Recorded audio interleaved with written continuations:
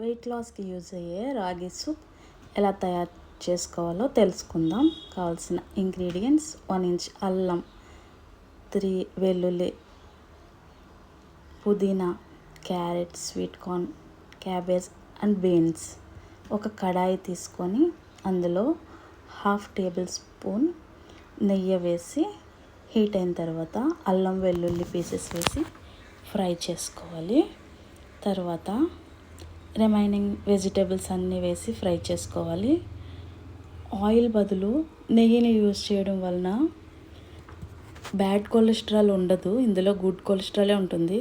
అలానే ఎక్కువగా యూజ్ చేయకుండా లిమిట్గా యూజ్ చేయడం వల్ల మనకి ఏ విధమైన ఎఫెక్ట్ ఉండకుండా ఉంటుంది. వెజిటేబుల్స్ అన్నీ ఫ్రై అయిన తర్వాత 5 గ్లాసెస్ వాటర్ వేసుకొని అంతా మిక్స్ చేసి బాయిల్ చేసుకోవాలి.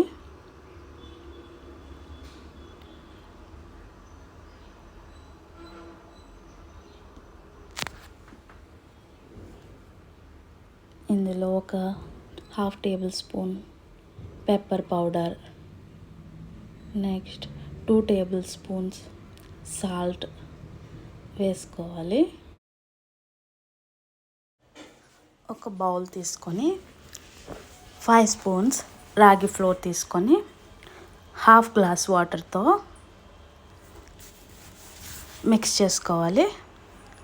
పూర్తిగా కలిసే వరకు మిక్స్ చేసుకోవాలి.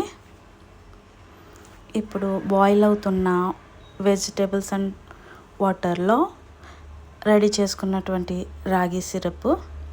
రాగి ఫ్లోర్ సిరప్ వేసి కలుపుకోవాలి. ఇలా ఒక 10 to 15 మినిట్స్ కుక్ చేసిన తర్వాత రుచికరమైన రాగి సూప్, వెయిట్ లాస్ రాగి సూప్ రెడీ.